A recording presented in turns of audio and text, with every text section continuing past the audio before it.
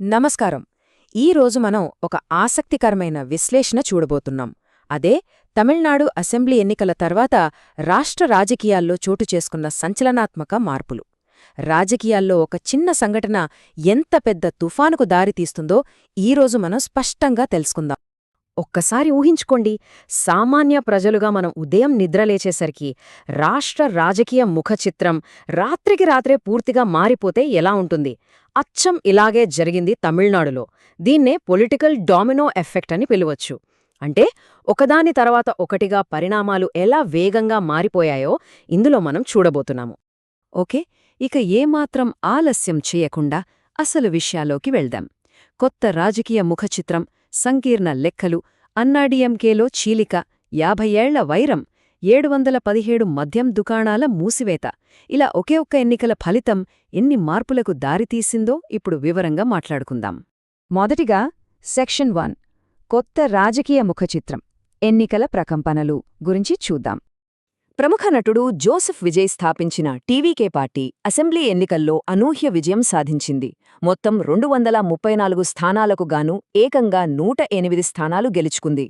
విజయ్ స్వయంగా 2 చోట్ల గెలిచారు, కాని నిబంధనల ప్రకారం ఆయన ఒకదానికి రాజీనామా చేయాలి కాబట్టి పార్టీ బలం 107కి చేరుకుంది. అంటే మెజారిటీ మార్కుకు కొద్ది దూరంలోనే ఆగిపోయారన్నమాట. ఇక రెండవ అంశం సంకీర్ణ లెక్కలు, అధికారానికి వ్యూహాలు. ఒక కొత్త ప్రభుత్వం అధికారం దక్కించుకోవటానికి మిత్రులను ఎలా కలుపుకుపోయిందో చెప్పే ఉత్కంఠభరితమైన మలుపు ఇది. ఇక్కడ అసలైన పాయింట్ ఏంటంటే, ప్రభుత్వం ఏర్పాటు చేయడానికి వాళ్లకు ఖచ్చితంగా 10 సీట్ల బలం తక్కువైంది.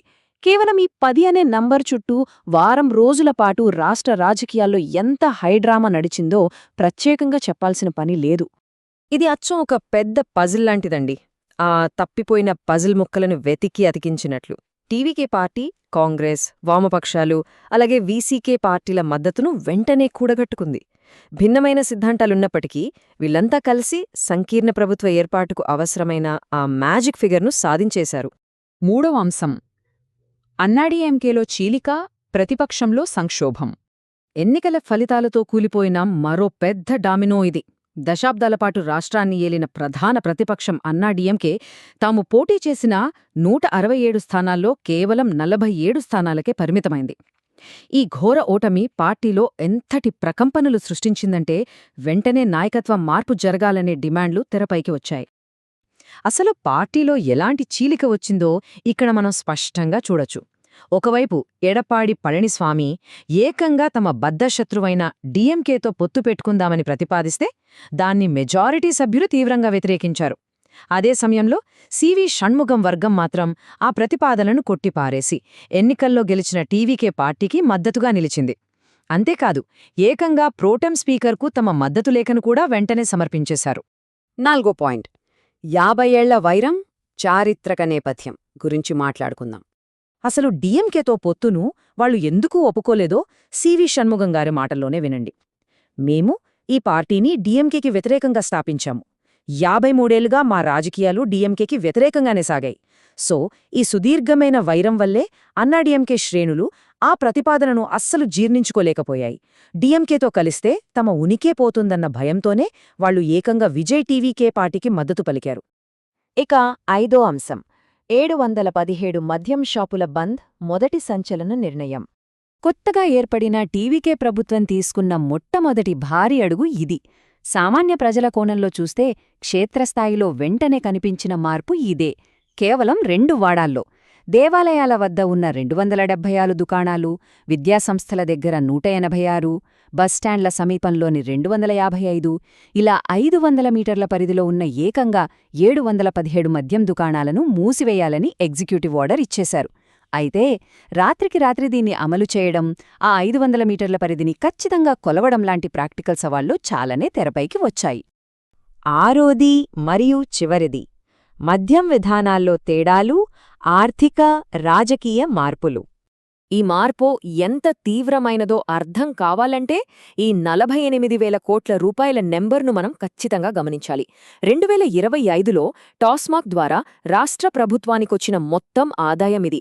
పబ్లిక్ సర్వీసులకు నిధులివ్వడంలో ఈ మద్యం ఆదాయం ఎంత కీలకమో తెలుస్తోందిలదా. మరి ఇంత భారీ పన్ను ఆదాయాన్ని వదులుకున్న కొత్త ప్రభుత్వం ఆ లోటును ఎలా పూడుస్తుందనే దానిపై, అలాగే దీనికి అవసరమైన చట్టపరమైన మార్పులపై ఇంకా ఎలాంటి స్పష్టత రాలేదు. ఇందులో అత్యంత ఆసక్తికరమైన విషయం ఏంటంటే పాత కొత్త ప్రభుత్వాల విధానాల్లో ఉన్న భారీ వ్యత్యాసం. గత డీఎంకే హయాంలో టాస్మాక్ దుకాణాలపై ఈడీ దాడులు, 1000 కోట్ల లెక్కచూపని నగదు వ్యవహారాలు, ధరల అవకతవకల ఆరోపణలు లాంటివి మనం చూశాం. కాని దానికి పూర్తి భిన్నంగా కొత్త టీవీకే ప్రభుత్వం వ్యసనరహిత తమిళనాడు అనే లక్ష్యంతో ఏకంగా దుకాణాల మూసివేతకే శ్రీకారం చుట్టింది. గతంలో జరిగిన మరో కీలక పరిణామం కూడా ఇక్కడ మనం ప్రస్తావించుకోవాలి. గత ప్రభుత్వ అధికారులపై కేంద్ర దర్యాప్తు సంస్థలు దాడులు చేసినప్పుడు దాని పొలిటికల్ కక్షసాధింపుగా అప్పటి ప్రభుత్వం ఆరోపించింది. అప్పుడు సుప్రీంకోర్టు సైతం సమాఖ్యస్ఫూర్తిని గుర్తుచేస్తూ రాష్ట్ర ప్రభుత్వ దర్యాప్తు హక్కులను ఉటంకిస్తూ ఈడీ అధికార పరిధిపై పలు కీలకమైన ప్రశ్నలు లేవనెత్తింది.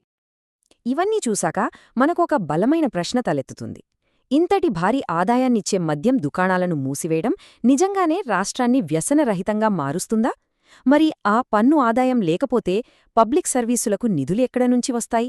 లేక ఈ చర్య భవిష్యత్తులో బడ్జెట్ లోటులాంటి తీవ్రమైన ఆర్థిక సవాళ్లను సృష్టించి సరికొత్త రాజకీయ డామినో ఎఫెక్టుకు దారితీస్తుందా? ఈ సంకీర్ణ ప్రభుత్వం ఈ సవాళ్లను ఎలా ఎదుర్కొంటుందో మనం ఆసక్తిగా గమనించాల్సిందే. ఈ విశ్లేషణను ఫాలో అయినందుకు ధన్యవాదాలు. మరో ఆసక్తికరమైన అంశంతో మళ్ళీ కలుద్దాం.